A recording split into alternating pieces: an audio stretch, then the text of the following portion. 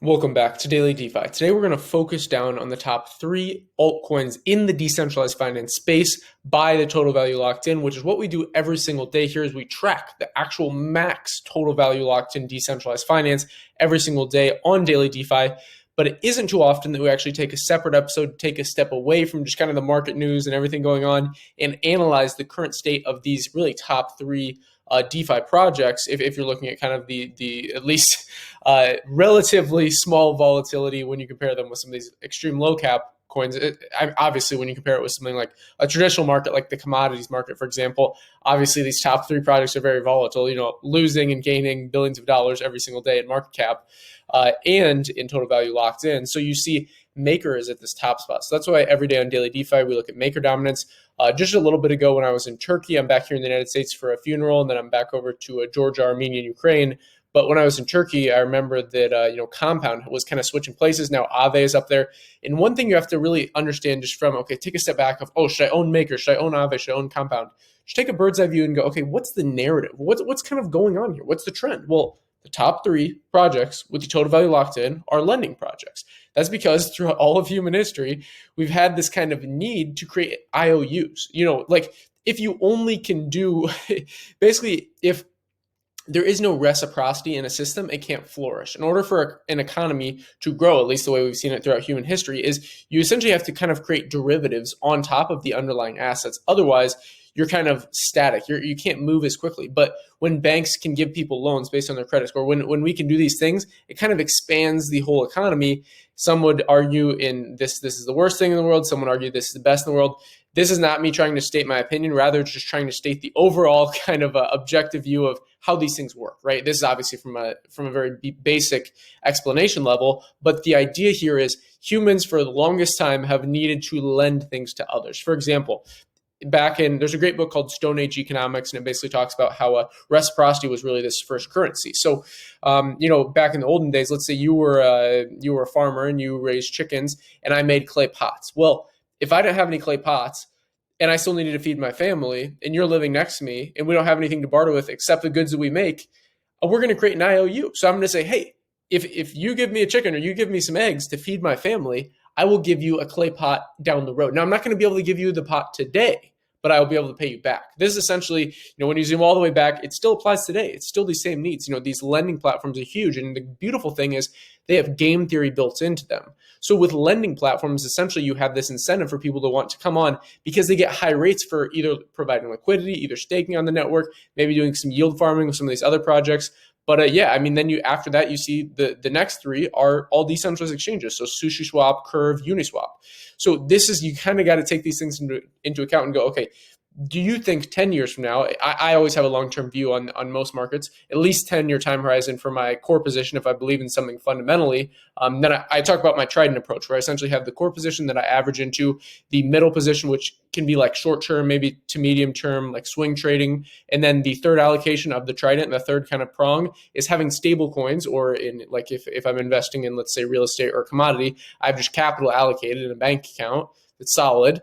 That's liquid, like at a moment's notice, I can put it into this project, or in the cryptocurrency space, an altcoin that I have capital allocated towards, which is basically where I assign USDC or USDT to that project that I'll only spend on that project in dips. So that way you can factor in and actually price in these dips in volatility, because that's what I do. Obviously, there will be price volatility. I never understand it when people go in the comments, why is this falling? It's like, what is your time horizon? Everything falls. It's like if you had a short position, you would be asking yourself, why is this going up? It's like, ask a better question. That's the point there, is kind of understanding this. But overall, let's go into Maker, Aave, and Compound and just kind of click on each of these.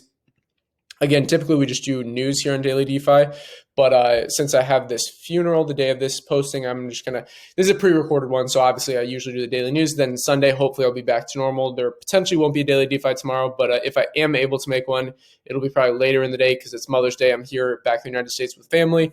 But then when I'm overseas, it's back to the normal scheduled program where it's 11 a.m., 3 p.m., 8 p.m. So kind of spread out throughout the day, 3 different videos, all on global investment sectors, including every single day doing Daily DeFi. So let's see here. So the key stats for Maker, ticker symbol MKR in US dollars is, let's see. So total value locked is 13.17 billion. Ethereum and Bitcoin, okay, you can see that, wow, 225,000 Bitcoin. That's pretty interesting when you look at it from that perspective.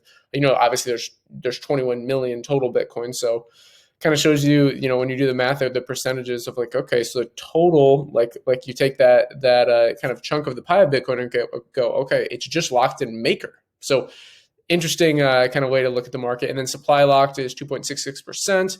It's obviously on the Ethereum blockchain and wrapped ETH. So WETH, this is just basically a synthetic asset that they use with Maker. Ideally, moving forward, we don't have to do things like this. So something like Thorchain, which we talk a lot about on Daily DeFi, basically helps you not have to do the wrapped version of things. You can go basically directly to Bitcoin, directly to Ethereum.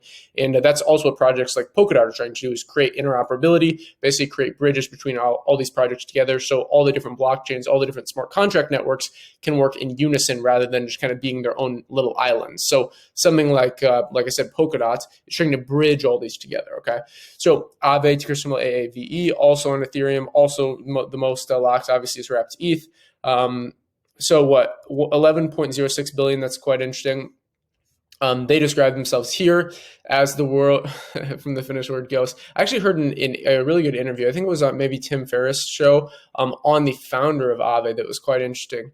Or also might have been Anthony Pomplianos. I can't remember exactly, but the point is, they describe themselves as an open source, non-custodial protocol on Ethereum for decentralized lending and borrowing. For lenders, the protocol mints ERC20 compliant A tokens at a 1-to-1 ratio of supplied assets. Okay, yeah. So basically, just the normal things with having a lending platform. Obviously, it's interesting because it's in the decentralized finance space. So in my opinion, the point here is I'm not betting on the top dog. I'm looking at the narrative. I want to have no more payday loans. These terrible loan shark companies and even private people that do this, where it's like, if people can just go online, go on the blockchain and know that 24/7, 365, someone that won't hurt them, none of these things, as long as you have an over collateralized loan, you can do lending on the blockchain. You can do lending without having this counterparty risk of this, like mobster type character. Literally, like sometimes the movies underplay how bad these loan shark places are. Literally, like these payday loans people, I don't even know the names of them. I've never had to be in that situation, but I completely feel for people that have been in that situation where you need cash. Like you're a single parent, or you've messed up somehow and you need cash today. Well, they screw you. You're going to pay ridiculous multiples on that lend. Rather, with a beautiful thing like Maker, Aave, and Compound, is if you hold the token, the governance token, you get a piece of all that action. So it's not manipulating and kind of hurting the little guy to pay the owner. Rather, everybody owns it. That's the beauty of decentralization. So that's basically it for today's Daily DeFi. Let me know if you have any questions around this narrative, if you have any kind of input. I'm very, very interested to hear what everybody's thinking about lending protocols. If you think, maybe these decentralized exchanges will end up pushing past the lending protocols, I honestly don't know. I'm always open-minded. I just try and look at the narrative, kind of take a bird's eye view and go, okay, let's look at this from a macro perspective.